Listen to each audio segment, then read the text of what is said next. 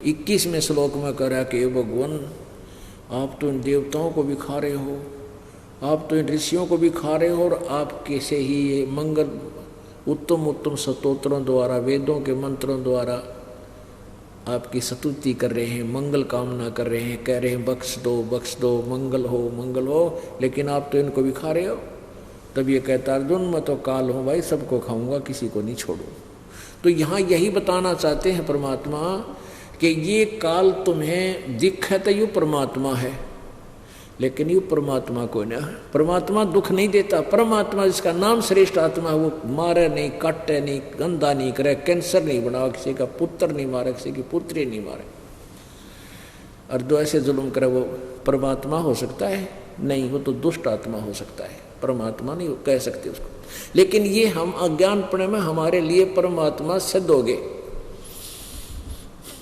अब हमने इस तरह से इस ज्ञान को समझना है। तो क्या बताया है गीता जी अध्याय नंबर 15 के श्लोक नंबर 16 में लिखा है कि उत्तम पुरुष तो अन्य है परमात्मा इति उदाहरते, जिसको भगवान कहा जाता है। और ये लोग तरम आविश्य विवर्ती अवैश्वर, जो तीनों लोकों में प्रवेश करके सबका धारण पोषण करता, वो अविनाशी परमात्मा। जैसे एक कसाई बकरे पालता है और उन बकरों के लिए वो सारी सुविधा करता है, ऊपर गर्मी सर्दी से बचने के लिए एक छान डालता है, हट बनाता है लंबी चौड़ी, और उसके उनके लिए चारा लाता है, चारा चरा के लाता है, चरागाह में ले जाता है, जल पिलाता है, फिर उनको ऊपर हाथ फेरता है, उनकी मालिश करता है, यानी उनको पूरी सुविधा देता है। तो वो भोली आत्मा ये समझ लेते हैं कि ये मालिक जो है हमारा बहुत केयर टेक कर रहा है, ये हमारा बहुत दयालु स्वामी है। जब वो कसाई आता है बकरों के अंदर, बकरों के उस स्थान पर जहाँ पर वो रोक रखे होते हैं, वो तो हाथ लगा कर देखता है कै किलो का होगा, इसमें मांस कितना है, और वो प्यार से चाटते हैं उसको, अपना दयालु स्वामी मान के हमारी कितनी देखभाल कर रहा है। पुण्यात्माओं, ऐसे इस काल ने हमने भगवान मान रखा है इस काल को, और ये हमारे को अपने उद्देश्य के लिए यहाँ पाले हुए है। इसको श्राप लगा हुआ 1 लाख मानव शरीरधारी प्राणियों का नित आहार करने का, और इसके लिए इसलिए तीनों पुत्रों को ड्यूटी दे रखी है। ब्रह्मा हमारे अंदर ब्रह्मा का इंजेक्शन लगा हुआ सबके, तो ना चाहते हुए भी संतान उत्पत्ति प्रत्येक प्राणी करता है, इनके बस की बात नहीं। सब कार्य बाई फोर्स करवाया जा रहा है हमारे से, जीव के बस की बात नहीं है। आप कभी ध्यान, जब आपका ये भांग उतर जाएगी ना काल की, फिर समझ में आओगी कांड। प्रथम इंजेक्शन रजोगुण भगवान ब्रह्मा जी का, जिससे हम संतान उत्पत्ति करते हैं प्रत्येक प्राणी, और फिर यहाँ के ठाठ बाट राजपाट ये चाहते हैं उस रजोगुण के प्रभाव से। दूसरा इंजेक्शन ला रखा सतोगुण का, विष्णु जी का, जिससे हमारे अंदर एक दूसरे में प्यार मोह ममता, किसी संपत्ति में ममता, बेटा बेटी में, कार कोठी में है, और यही हम एक दूसरे में इस कारण से यहाँ सतिथि बनी रहती है, हम टेके रहेंगे यहाँ पर। और तीसरा तमोगुण, ये हमें मारकर 1 लाख को मारकर डेली अपने पिताजी के पास भेज देता है। अब पता इसने भी कोई ना कि हम क्या कर रहे हैं, ये कहाँ जा रहे हैं, जो मैं 1 लाख क्योंकि शंकर जी का बस का ना, इसका श्रेड उठा जो मारा है, कहते परले कर दो तो नाचा 1-2 घंटा जो सबकी घिघी बांधे हैं।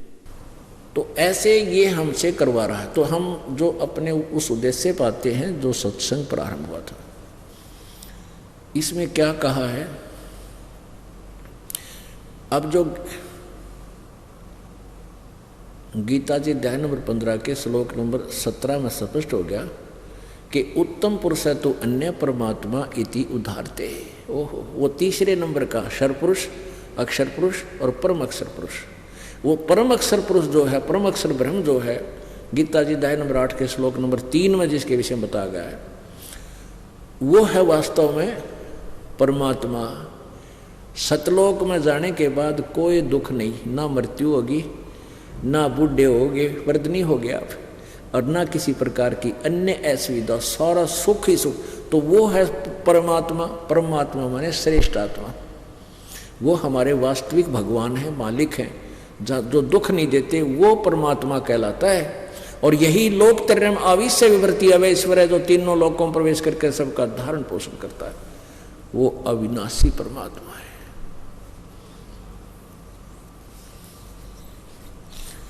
अब ये डिफाइन करते हैं थोड़ी सी।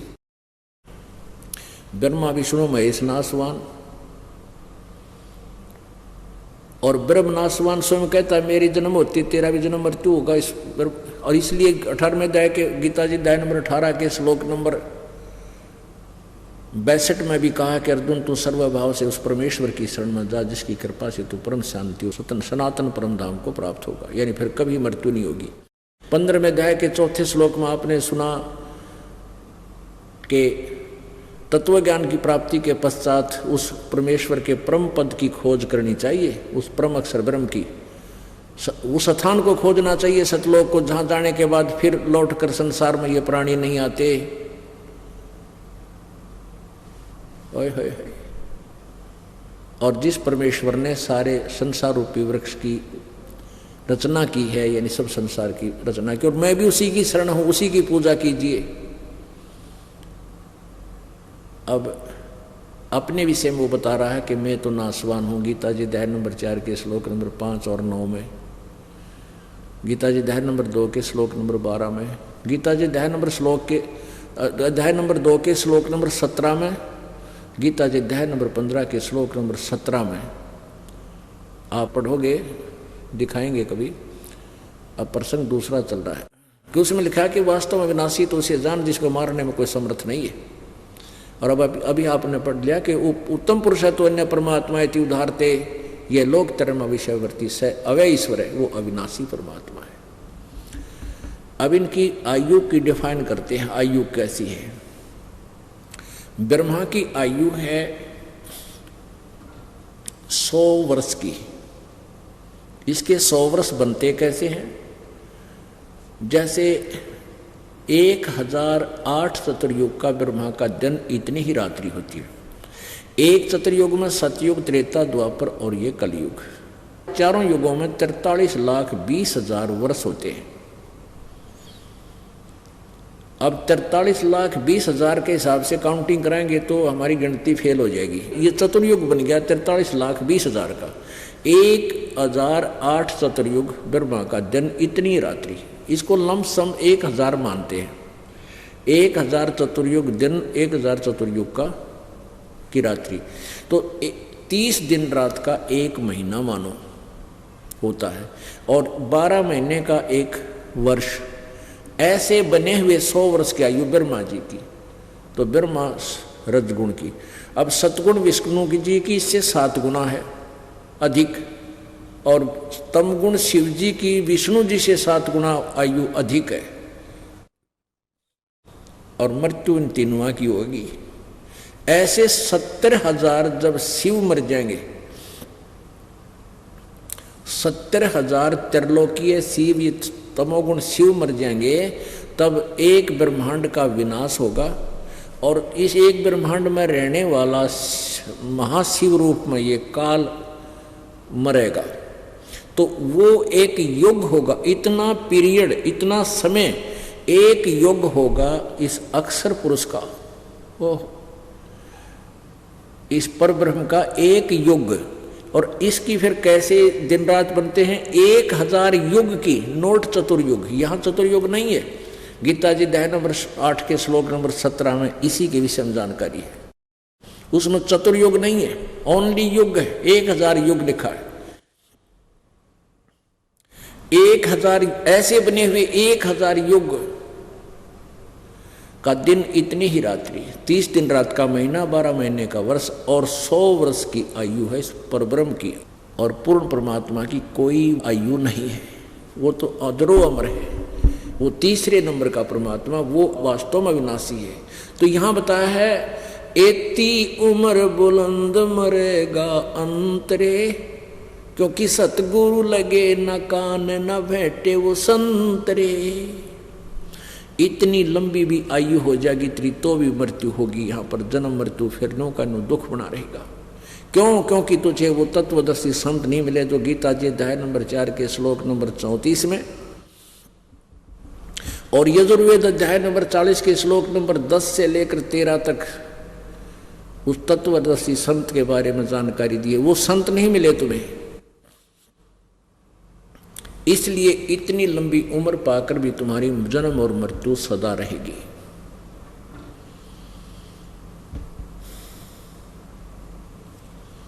अब हम उसी प्रसंग पर आते हैं। कोटि जन्म तन भर मत होगे, कुछ ना हाथ लग्या रे। कुकर सुकर खरबया भौरे, कौआ हंस बुगारे। पुणात्मा, अच्छी तरह इस शब्द को आप रट लो, जिस तरह गायत्री मंत्र रट्या करते, और रट के फिर इस पर विवेक किया करो। कभी कभी रह कर दिन में एक बार जरूर सोचा करो, फिर यह भक्ति भी बनेगी, रुचि भी बनेगी परमात्मा में, और मोक्ष शीघ्र हो जाएगा।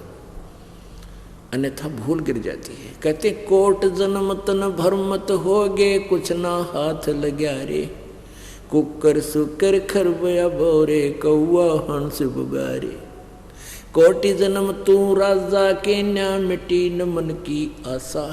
भिक्षक हो के दर दर घूम लिया, मिला न निर्गुण रासा। इंद्र कुबेर ईश की पदवी, ब्रह्मा वरुण धर्म राया। विष्णुनाथ के पुर को जाकर तो फिर भी वापस आया।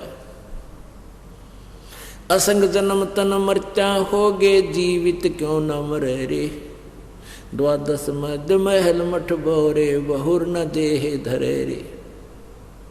दो जक भिष्ट सभी तय देखे, राजपाट के रसिया। तीन लोक से तरपत नाही, ये मन भोगी खसिया। सतगुरु मिले तो इच्छा मिटे, पद मिल पदे समाना। चल हंसा उस लोक पठाऊं, जो आदि अमर अस्थाना। चार मुक्ति झांप चंपी करती, माया होरी दासी। दास गरीब अभय पद पर, सब मिले राम अविनाशी।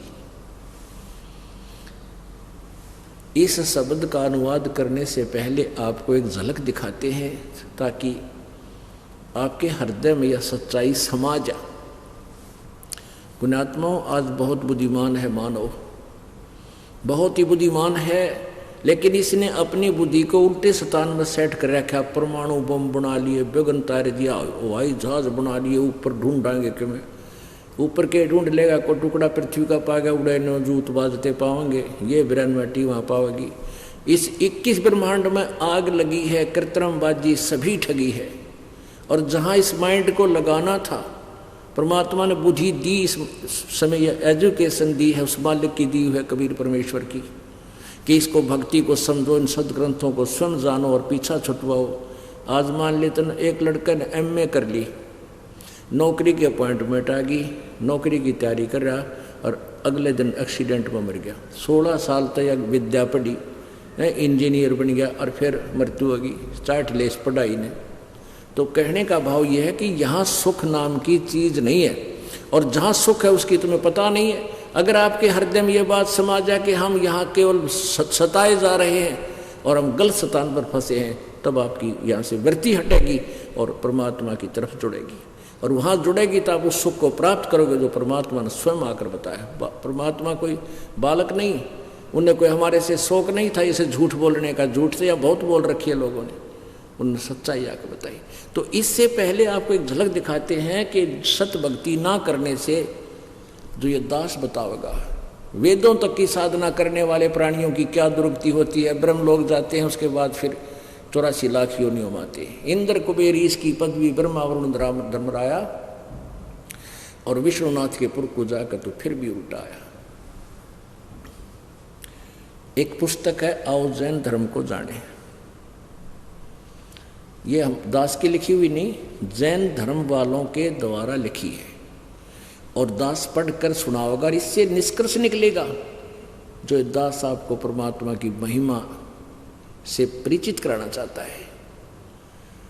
इसमें क्या था कि एक ऋषभ देव नाम के महापुरुष राजा हुए हैं। उनको परमात्मा आकर मिले थे पूर्ण ब्रह्म। वो बहुत अच्छी, क्योंकि सभी आत्माएं हम पूर्ण ब्रह्म कबीर साहिब की हैं। ऋषभ देव के आया कबी नामे करतार और 9 योगेश्वर मैं रम्या जनक विदेही उद्धार। तो ऋषभ देव को आकर परमात्मा ने, वो कबीर देव ने कबीर रूप में और ये ज्ञान दिया। प्रेरित तो हो गया वो राजा कि भाई भगवान की भक्ति बिना युवराज पाठ झूठा है। तो उसने उस समय फिर उसी तुरंत ही अन्य ऋषियों ने परमात्मा के उस यथार्थ ज्ञान को भुलाकर ऋषभ देव जी को अपने ही रंग में रंगे रखा। तो ऋषभ देव जी ने अपने सभी पुत्रों को राज्य बांट दिया और स्वयं संन्यास ले लिया। 1000 वर्ष तक बिना कुछ खाए और तपस्या की। सबसे पहले जब उसने अपनी तपस्या खोल ली, अपनी साधना को विराम दिया, तो सबसे पहले दीक्षा अपने पोते भरत के पुत्र मारीची को दी।